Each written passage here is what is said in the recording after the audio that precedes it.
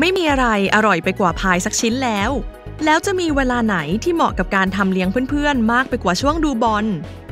เปิดดูช่องสตูดิโออาหารและมาเตรียมทำพายซุปเปอร์บอลพ็อกเก็ตกันเลย